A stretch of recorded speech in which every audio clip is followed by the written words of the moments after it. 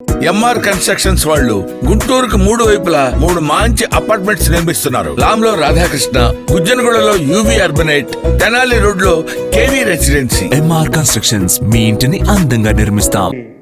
అడుగుతున్నది ఒకటే, గ్రామాలని కంప్లీట్గా మౌలిక వసతులను కల్పించడానికి ఒక ప్రత్యేకమైన ప్రణాళిక ఉండాలి.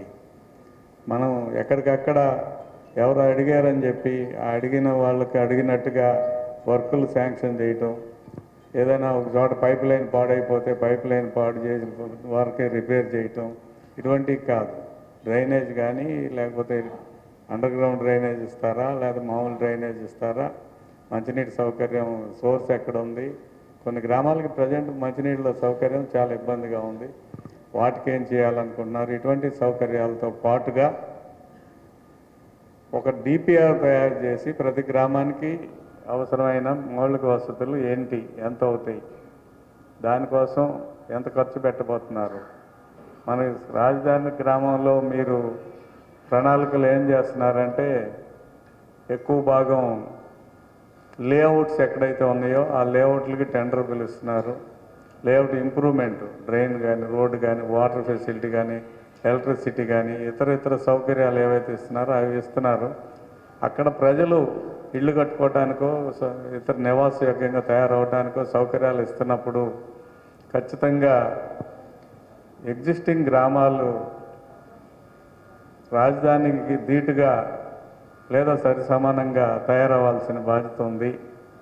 ఆ రకంగా మన ప్లాన్ లేకపోతే చాలా ఇబ్బందులు పాలవుతాం అని నా దగ్గరికి చిన్న వర్కులు, సరే ఈ చేకప్ చేస్తున్నాం అని ఇంజనీర్లు వచ్చినప్పుడు నేను అసలు ఇటువంటి పరిస్థితికి కరెక్ట్ కాదు, మనందరం కూడా గ్రామాలు సమగ్రంగా అభివృద్ధి చేయాలా, అనేక సమస్యలు ఉన్నాయి, అభివృద్ధితో పాటు అభివృద్ధికి సంబంధించిన అనేక సమస్యలు ఉన్నాయి, వాటన్నిటి మీద కూడా మనం చర్చించాలా అని ప్రతిసారి మన మినిస్టర్ గారు నారాయణ గారిని కలిసినప్పుడు కానీ, కమిషనర్ కన్నబాబు గారిని ఒకసారి కలిశాను వారు వచ్చిన తర్వాత. అంతకుముందున్న కమిషనర్ భాస్కర్ గారిని కలిసినప్పుడు కానీ, నా దగ్గరికి ఇంజనీర్లు వచ్చి సిఈ గారు వచ్చారు, ఈ గారు ఇతర అధికారులు కూడా వచ్చినప్పుడు కూడా నేను చెబుతుంది ఒకటే, మనం ఈ రకంగా వదిలేస్తే ఎక్కడికక్కడ అవసరాన్ని మేరకు పని చేసుకుంటూ వెళ్తే చాలా ఇబ్బందులు వస్తాయి.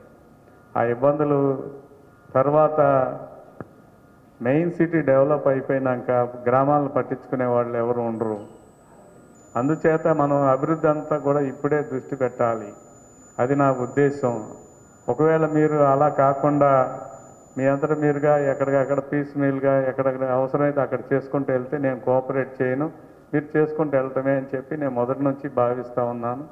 ఆ రకంగా ఈ కమిషనర్ గారు వచ్చినాక కలవటం, మళ్ళా ఇంజనీర్లు మొన్న వచ్చి ఈ 26వ తారీఖు స్టేక్ హోల్డర్స్ సమావేశం పెడతామన్నప్పుడు అలా కాదు, ముందు రైతులతో గ్రామ నాయకులతో సమావేశం ఏర్పాటు చేయండి, మనం ఏం చేస్తున్నాం, ఏం చేయాలనుకుంటున్నారో వాళ్ళ దృష్టిలో పెట్టండి. పెట్టిన తర్వాత ఖచ్చితంగా వారు ఏం కోరుకుంటున్నారు, వాళ్ళ గ్రామాలు ఎలాగ ఉండాలనుకుంటున్నారు అనేది వారికి కూడా వారి స్థాయిలో వారికి కొంతమందికి అవగాహన ఉండొచ్చు, లేకపోవచ్చు, మా గ్రామం ఇలా ఉండాలని అనుకోవచ్చు, అది కూడా పెట్టండి అంటే అధికారులు కమిషనర్ గారి దృష్టికి పెట్టడం, దానికి ఆయన కూడా ఒప్పుకోవడం జరిగింది. అందుకని ఈ సమావేశం ఏర్పాటు చేయడం జరిగిందని మీ అందరికీ తెలియజేస్తూ ఉన్నాను. అంతేకాకుండా చాలా సమస్యలు కూడా ఉన్నాయి. గత ప్రభుత్వ హయాంలో కొన్ని మేలుగా జరిగి, గత ప్రభుత్వం అంటే 2014-19 కాలంలో ఈ రాజధాని ప్రాంతంలో జరిగిన అనేక అభివృద్ధి కార్యక్రమాలు, సంక్షేమ కార్యక్రమాలు చాలా ఉన్నాయి. వాటి అన్నీ కూడా కొన్ని కోత విధించడం జరిగింది. ముఖ్యంగా రైతు కూలీలకు సంబంధించిన పెన్షన్కి సంబంధించిన అంశాలు. ఉదాహరణకి ఆ రోజుల్లో కమిషనర్గా శ్రీధర్ గారు కానీ, శ్రీకాంత్ గారు కానీ, ఇతర అధికారులు ఉన్న రోజుల్లో మనం అడిగిన ఏంటంటే, చిరు ఉద్యోగస్తులు ఉన్నారు, విజయవాడలో వస్త్ర దుకాణాల్లో పనిచేసేవారు, లేదా చిన్న చితక ఉద్యోగాలు చేసేవాళ్ళు, వీరందరూ ఉంటే వాళ్ళకి పెన్షన్ తీసేశారు. ఆ రోజుల్లో కూడా తీసేస్తే అది కరెక్ట్ కాదు, వారి ఉద్యోగం భద్రత లేదు, అసంఘటిత రంగ కార్మికులు వాళ్ళు, వారికి ఎటువంటి పరిస్థితుల్లో పెన్షన్ ఇవ్వాలి. అని మనం ఆ రోజు చెప్పి ఒప్పించి మంత్రులు ముఖ్యమంత్రి గారి దాకా కూడా మాట్లాడి ఒప్పించడం జరిగింది. అది జగన్మోహన్ రెడ్డి గారి ప్రభుత్వం వచ్చిన తర్వాత డిస్కంటిన్యూ చేశారు. అంతేకాకుండా కొన్ని కుటుంబాలు పెరిగినాయి. పెరగటం అంటే ఉద్దేశం ఏంటంటే పెళ్ళిళ్ళు అయినాక కుటుంబాలుగా విడిపోయిన వారు ఉన్నారు. వారికి పెన్షన్ ఇవ్వాల్సిన బాధ్యత ఉంది. అదొక అంశం ఉంది. గ్రామాల్లో పారిశుద్ధ్య కార్మికులుగా పనిచేస్తున్న వారు ఉన్నారు. వారు చాలీ చాలకుండా జీతంతో పాటు చాలీ చాలని సౌకర్యాలు కూడా వారికి కాదు, గ్రామాలకి ఎంతమంది అవసరం, అవసరాన్ని బట్టి కూడా నిర్ణయించుకోవాల్సిన బాధ్యత ఉంది. అనేక సార్లు మేము కానీ వామపక్షాలకు సంబంధించిన వారు కానీ సిపిఎం కానీ సిపిఐ వాళ్ళు కానీ వారికి జీతాలు సకాలంలో చెల్లించట్లేదని, వారికి ఇవ్వాల్సిన పిఎఫ్లు అవి కట్టట్లేదని అనేక సార్లు డిమాండ్ చేయడం జరిగింది. ఎవరు ఈ పేద వర్గాలకు సంబంధించిన ఆలోచనల మీద కానీ ఏమీ పని చేయాలి. అది కాకుండా మరి ఈ రాజధాని ప్రాంతంలో అనేక సమస్యలు, గ్రామాలకు సంబంధించిన సమస్యలు ఉన్నాయి. కొన్ని గ్రామాల్లో శ్మశాన వాటికలు లేవు. కొన్ని ఊర్లో ఇచ్చిన అవి ల్యాండ్ పూలింగ్ కూడా తీసుకున్న ఊళ్ళు కూడా ఉన్నాయి. ఎందుకంటే వాళ్ళు ఏదో మా పొలం మాకు రికార్డు ఉందని చెప్పిన సందర్భాలు ఉన్నాయి. శ్మశాన వాటికల్ని ఆ రోజున కొన్ని గ్రామాలకి స్థలాలు కేటాయించడం జరిగింది. లేదా విజయవాడ గుంటూరులో ఉన్న స్థాయిలో బ్రహ్మాండంగా డెవలప్ చేయాలి కొన్ని ప్రాంతాలు అని చెప్పి జరగడం జరిగింది. అదేవిధంగా మైనార్టీ సోదరులు ఉన్నారు. వారికి ఈద్గా లేదు. ఆ రోడ్డు మీద ప్రార్థనలు చేసుకుంటున్నారు పండుగ వచ్చిందంటే. ఆ ఈద్గాకి స్థలం కేటాయింపు చివరి దశకు వచ్చింది, 19 ఎన్నికలకు ముందు. దానికి ఆనాటి తహసీల్దార్ గారు, కమిషనర్ గారు ఈద్గా స్థలాన్ని కేటాయిస్తామన్నారు. ఆ గ్రామంలోనే స్థలం ఎతికి చూసుకోండి, ఖచ్చితంగా ఇస్తామన్నారు. అప్పుడు అడిగితే ఆ కమిషనర్ గారు, మంత్రి గారు ఏం చెప్పారంటే,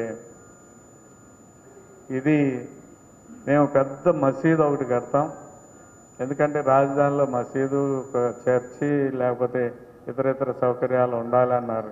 మసీదు కాదు, ఈద్గా అనేది డిఫరెంట్, మసీదు డిఫరెంట్, ఖచ్చితంగా ఉండాలి. రాజధానిలో మైనార్టీ సోదరుల విషయాలు కొన్ని అంశాలు ఉన్నాయి. అదేవిధంగా కొంతమంది గ్రామ కంటాలు ఉన్నాయి. అందులో అప్పుడేదో అన్యాయం జరిగిందని, కొన్ని అవకతవకలు జరిగినాయి అని కొంతమంది ఆరోపణలు ఉన్నాయి. నేను అనేక సార్లు కమిషనర్ గారిని ప్రశ్నించాను, కమిషనర్ గారికి చెప్పాను. కానీ వీళ్ళలో కూడా చాలామంది ఏంటంటే ఆధారాలు చూపించలేని పరిస్థితి తప్ప అపోహలు మాత్రమే ఎక్కువ ఉన్నాయి. కమిషనర్ శ్రీధర్ గారితో నేను చాలాసార్లు గట్టిగా మాట్లాడినప్పుడు చెప్పారు, ఈ రూల్స్ ప్రకారం మేము సిఆర్డీ కొన్ని నామ్స్ పెట్టుకున్నాం, ఆ నామ్స్ ప్రకారం గ్రామ కంటాలు ఇవ్వాల్సిన పరిస్థితి వచ్చింది, కొన్ని ఇచ్చాం.